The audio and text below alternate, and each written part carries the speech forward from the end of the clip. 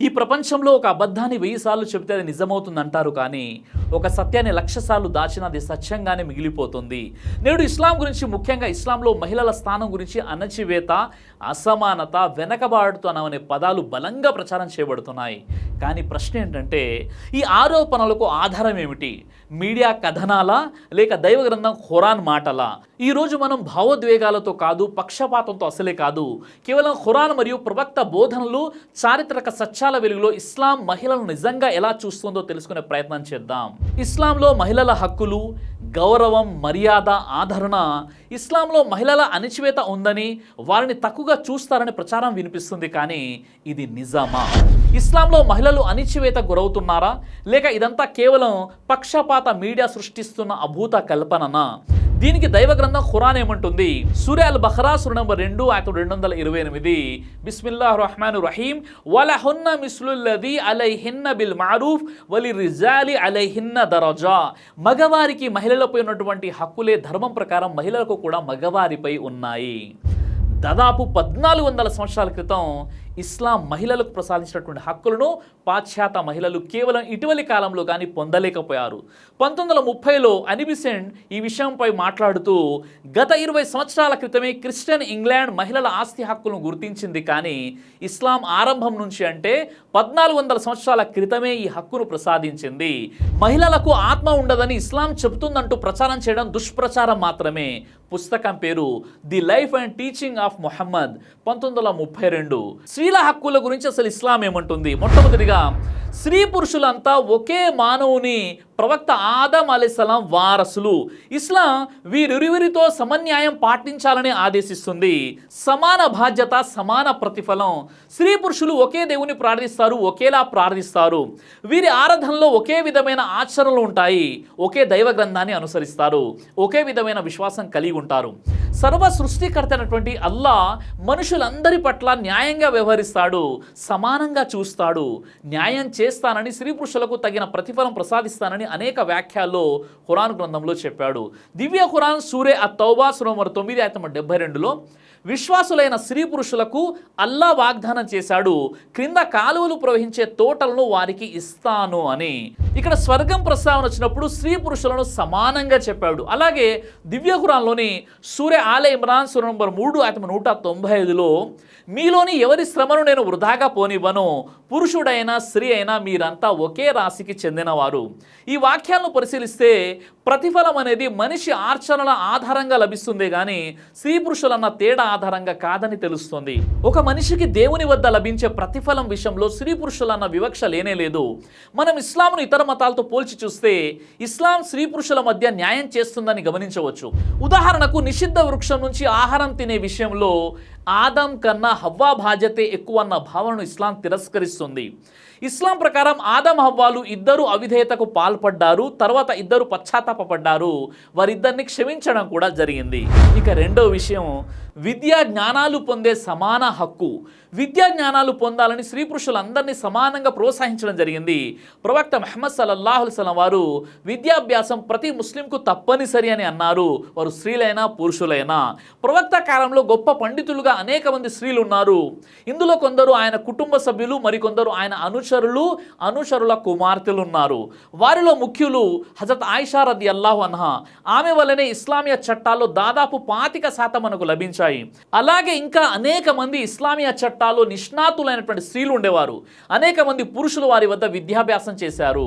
ఇక మూడవ పాయింట్, జీవిత భాగస్వామిని ఎంచుకునే సమాన హక్కు. తన జీవిత భాగస్వామిని ఎంచుకునే హక్కు స్త్రీకి ఇస్లాం ప్రసాదించింది. వివాహం తర్వాత కూడా తన వంశం పేరును అలాగే కొనసాగించుకునే అవకాశము ఇచ్చింది. ఆ విధంగా స్త్రీలను ఇస్లాం గౌరవించింది. అంతేకాదు, చాలా మంది అనుకుంటున్నట్లు తల్లిదండ్రులు కుమార్తెకు బలవంతంగా వివాహం చేయడం ఇక్కడ సాధ్యం కాదు. ఒకవేళ అలా ఎక్కడైనా జరుగుతుంటే దానికి ఇస్లాంకు సంబంధం లేదు. ఇస్లాంలో ఇది నిషిద్ధం కూడా. ప్రవక్త కాలంలో ఒక మహిళ ఆయన వద్దకు వచ్చి, నా తండ్రి మా బంధువుకి ఇచ్చి నా పెళ్లి చేశారు, ఆ బంధువు సామాజిక హోదా పెంచడానికి నన్ను బలవంతంగా కట్టబెట్టారు అని ఆమె ఫిర్యాదు చేసింది. వెంటనే ప్రవక్త ముహమ్మద్ సల్లల్లాహు అలైహి వసల్లం వారు ఆమె తండ్రిని పిలిపించారు. తండ్రి ముందు కుమార్తె ఇష్టాన్ని అడిగారు. ఇష్టమైతే ఆ వివాహంలో ఉండవచ్చు, లేదా రద్దు చేసుకోవచ్చు అని అడిగారు. ఆమె జవాబిస్తూ, ఓ ప్రవక్త, నా తండ్రి చేసిన వివాహాన్ని నేను స్వీకరిస్తున్నాను, కానీ బలవంతంగా స్త్రీలకు పెళ్లి చేసే అవకాశం లేదని ఇతర స్త్రీలకు చెప్పాలనుకున్నాను అని అన్నది. దీన్ని బట్టి స్పష్టంగా అర్థమవుతుంది తల్లిదండ్రులు కూడా ఇస్లాంలో అమ్మాయి పట్ల బలవంతం చేయలేరని. ఇక 4th పాయింట్, స్త్రీ పురుషులకు సమాన హక్కులు. స్త్రీ పురుషులకు సమాన హక్కులు ఉన్నాయన్నది సాధారణ సూత్రం. అయితే ఎవరి ప్రత్యేకత వారిదే కాబట్టి అందుకు అనుగుణంగా నిర్దిష్ట హక్కులు బాధ్యతల పంపకం కనబడుతుంది. బాధ్యతలను బట్టి హక్కులు కూడా ఇవ్వడం జరిగింది. స్త్రీ పురుషుల మధ్య శరీర నిర్మాణంలో ఉన్న తేడాలే కాకుండా స్త్రీ పురుషుల మెదడులో భాష, సమాచారం, భావావేశాల ప్రతిస్పందనలు వేరువేరుగా ఉంటాయన్నది నేడు శాస్త్రవేత్తలకు బాగా తెలిసినటువంటి విషయం. ఉదాహరణకు హార్వర్డ్ విశ్వవిద్యాలయానికి చెందినటువంటి సోషియోబయాలజీ నిపుణుడు ఎడ్వర్డ్ ఓ విల్సన్ ప్రకారం వాక్చాతుర్యంలో సానుభూతి, సామాజిక నైపుణ్యాల విషయంలో మహిళలు పురుషుల కన్నా మెరుగ్గా ఉంటారు. స్వేచ్ఛ, ప్రాబల్యం, ప్రాదేశిక అవగాహన, గణిత నైపుణ్యం, హోదాపరమైనటువంటి దూకుడు, పోటీ తదితర లక్షణాలు పురుషులకు ఎక్కువగా ఉంటాయి. ఈ తేడాను దృష్టిలో ఉంచుకోకుండా స్త్రీ పురుషులందరూ ఒకేలాంటి వారిగా జమకట్టడం అవివేకమే అవుతుంది. ఇస్లాం ప్రకారం స్త్రీ పురుషులు ఒకరికొకరు సహాయకులు. ఇరువురికి సహజ ప్రవృత్తికి అనుగుణంగా వేర్వేరు పాత్రలు, బాధ్యతలు ఉన్నాయి. దేవుడు ఈ విషయమై ఇలా అన్నాడు, బాలుడు బాలిక వంటి వాడు కాడు. దివ్య ఖురాన్ సూర ఆలే ఇమ్రాన్ సూర నంబర్ 3:36. పుట్టించిన వాడికే తెలియదా, వాస్తవానికి ఆయన సూక్ష్మగ్రాహి మరియు సమస్తము తెలిసిన వాడును. దివ్య ఖురాన్ సూర అల్ ముల్క్ సూర నంబర్ 67:14. కాబట్టి ఈ వాక్యాలు మనం అర్థం చేసుకోవచ్చు స్త్రీ పురుషులు ఎలా సమానం, ఎలా సమానం కాదని. కుటుంబం అనేది ఒక యూనిట్. దేవుడు స్త్రీ పురుషులను ప్రత్యేక లక్షణాలతో సృష్టించాడు.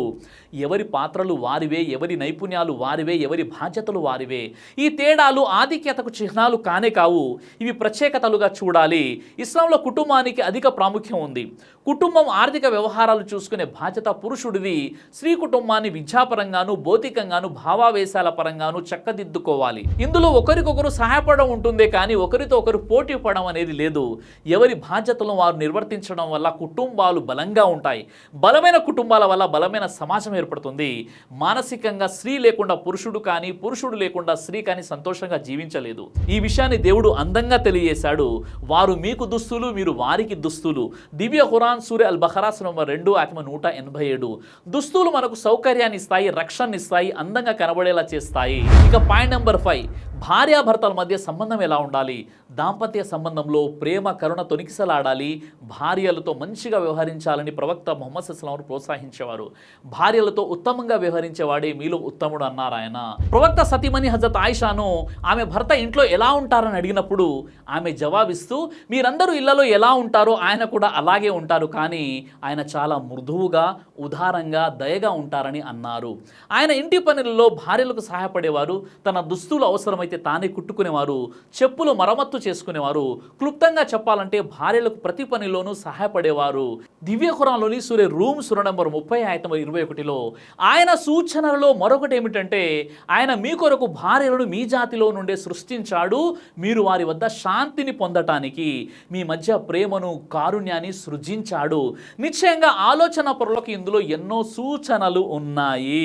ఈ విధంగా భార్యాభర్తల మధ్య ప్రేమను, అనురాగాలను దేవుడు ఏర్పాటు చేశాడని, వారితో మీరు మంచి పద్ధతిలో ఉండాలని దైవం ఖురాన్లో తెలియజేశాడు. ఇక పాయింట్ నెంబర్ 6, తల్లి కుమార్తెలకు అత్యున్నతమైనటువంటి హోదా. సంతానంపై తల్లి ప్రభావం అత్యధికంగా ఉంటుంది. ముఖ్యంగా బాల్యంలో ఆమె తన మమతానురాగాల ద్వారా పిల్లలపై చెరగని ముద్ర వేస్తుంది. నిస్సందేహంగా సమాజాలు తల్లులపైనే ఆధారపడి ఉన్నాయి. అందువల్ల ఇస్లాం తల్లి స్థానాన్ని అత్యున్నతంగా ప్రకటించింది.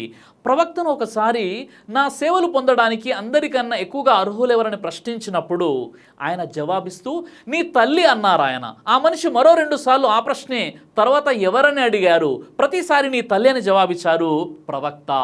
4వసారి మాత్రమే నీ తండ్రి అని చెప్పారు ఆయన. ఖురాన్లో దైవం ఇలా అంటున్నాడు, మనిషి తన తల్లిదండ్రుల పట్ల సేవాభావంతో, దయతో మెలగాలని మేము ఆదేశించాము. అతడిని తల్లి కష్టాలతో మోసింది, కష్టాలతో అతడికి జన్మనిచ్చింది. తల్లి పట్ల దయతో మంచిగా వ్యవహరించడానికి దేవుడు ప్రతిఫలం ప్రసాదించడం మాత్రమే కాదు, కుమార్తెలను చక్కగా పెంచి పోషిస్తే కూడా ప్రతిఫలం ఇస్తానంటున్నాడు. ఇలాంటి వాగ్దానం ఏది కుమారుల విషయంలో లేదు.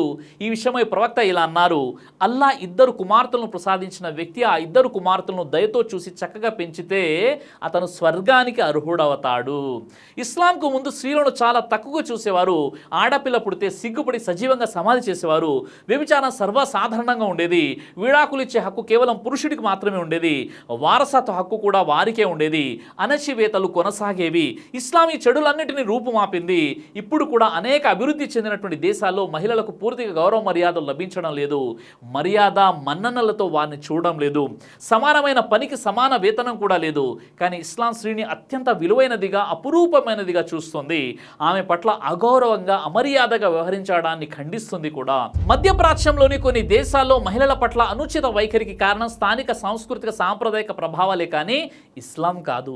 ఈ ప్రభావాలకు గురై ఈ సాంప్రదాయిక అంశాలను కొందరు ముస్లింలు గుడ్డిగా అనుసరించడం వల్ల చోటు చేసుకుంటున్న సంఘటనలు ఇవి. దీనికి ఇస్లాంతో సంబంధం లేదు. ఇస్లాం స్త్రీలను అణచివేసే మతం అయితే ప్రపంచవ్యాప్తంగా అనేక మంది స్త్రీలు స్వచ్ఛందంగా ఇస్లాం ఎందుకు స్వీకరిస్తున్నట్లు విశ్వ ప్రభు అవతరింపజేసినటువంటి ఖురాన్ వాక్యాలతో ఈ అంశాన్ని ముగిద్దాం. స్త్రీ పురుషులందరినీ సృష్టించినటువంటి దేవుడు ఇలా సెలవిచ్చాడు: నిశ్చయంగా ముస్లిములు, విశ్వాసులు, విధేయులు, నిజాయితీపరులు, సహనశీలురు, అల్లా ముందు వినమ్రులయ్యేవారు, దాన ధర్మాలు చేసేవారు, ఉపవాసం ఉండేవారు, తమ మర్మాంగాలను కాపాడుకునేవారు, అల్లాను అత్యధికంగా స్మరించేవారు అయినటువంటి స్త్రీ పురుషుల నిమిత్తం అల్లా క్షమాభిక్షను, గొప్ప ప్రతిఫలాన్ని సిద్ధపరిచి ఉంచాడు. దివ్య ఖురాన్ సూరే అల్ అహ్జాబ్ సూరా 33 ఆయత 35. కాబట్టి ఇస్లాంలో మహిళల అణచివేత ఉందన్న ఆరోపణ సత్యం కాదు. అది ఒక అపోహ. స్త్రీని బలహీనంగా చూపించే మతం ఇస్లాం కాదు. ఆమెను తల్లిగా అత్యున్నత స్థానంలో నిలబెట్టిన ధర్మం ఇస్లాం. కుమార్తెగా ప్రేమించమని చెప్పినటువంటి ధర్మం ఇస్లాం. భార్యగా గౌరవంతో మెలగమని నేర్పించిన ధర్మం ఇస్లాం. ఎక్కడైనా మహిళలు బాధపడుతున్నట్లయితే అది ఇస్లాం వల్ల కాదు, అది మనుషుల అజ్ఞాన సాంప్రదాయాల దుర్వినియోగం వల్ల. స్త్రీ పురుషులు శత్రువులు కాదు, పోటీదారులు కాదు, ఒకరినొకరు పూరించుకునే భాగస్వాములు. అందుకే ప్రశ్న ఇస్లాం ఏం చెప్పింది అనేది కాదు, మనము దానిని ఎంత నిజాయితీగా అనుసరిస్తున్నామన్నదే అసలు ప్రశ్న. సత్యాన్ని తెలుసుకునే ధైర్యం ఉంటే అపోహలు తానే కూలిపోతాయి. కాబట్టి ఇస్లాం మహిళలను అణిచివేస్తుంది, వారికి ఎలాంటి హక్కులు ఇవ్వట్లేదన్నది కేవలం మీడియా కల్పిస్తున్నటువంటి ఒక అభూత కల్పన మాత్రమే, కానీ ఇందులో ఎలాంటి సత్యం లేదు. మీకు ఇంకా ఇస్లాం గురించి తెలియాలంటే ఒక్కసారైనా ఖురాను గ్రంథాన్ని చదవండి. దైవ ప్రవక్త ముహమ్మద్ సల్లల్లాహు అలైహి వసల్లం వారు తెలియజేశారు, కడుపుకు సంబంధించినటువంటి అన్ని రకాల వ్యాధులకు అద్భుతమైనటువంటి ఔషధం తల్బీనా. ఇది దైవ ప్రవక్త వారి సున్నత్. మంచి ఆహారం, ఇమ్యూనిటీ బూస్టర్, ఇందులో షిఫా ఉంది. ఇది మంచి ఔషధంగా కూడా పనిచేస్తుంది. కాబట్టి పిల్లలు అయినా పెద్దలు అయినా ఎవరైనా దీనిని ఉపయోగించవచ్చు. అలాగే ఖురాన్లో దైవం తెలియజేశాడు, తేనెలో మీకు స్వస్థత ఉంది అని. కాబట్టి స్వచ్ఛమైనటువంటి ఫారెస్ట్ హనీ కోసం మీరు సంప్రదించండి. అలాగే పురుషుల కోసం ప్రత్యేకంగా తయారు చేయబడినటువంటి షాహీ హల్వా, ఇది లైంగిక సమస్యలను దూరం చేసి శృంగార సామర్థ్యాన్ని పెంచుతుంది. మీ దాంపత్య జీవితంలో మంచి అనుభూతినిస్తుంది. ఇందులో ఎలాంటి సైడ్ ఎఫెక్ట్స్ లేవు. ఇది కంప్లీట్గా హెర్బల్ ప్రొడక్ట్స్తో తయారు చేయబడినటువంటిది. కాబట్టి స్క్రీన్పై కనిపిస్తున్నటువంటి ఈ నెంబర్స్కి కాల్ చేసి మీరు ఇప్పుడే ఈ ప్రొడక్ట్స్ని ఆర్డర్ చేసుకోవచ్చు. కొరియర్ ఫెసిలిటీ కూడా ఉంది. ఆలస్యం ఎందుకు, వెంటనే ఆర్డర్ చేయండి.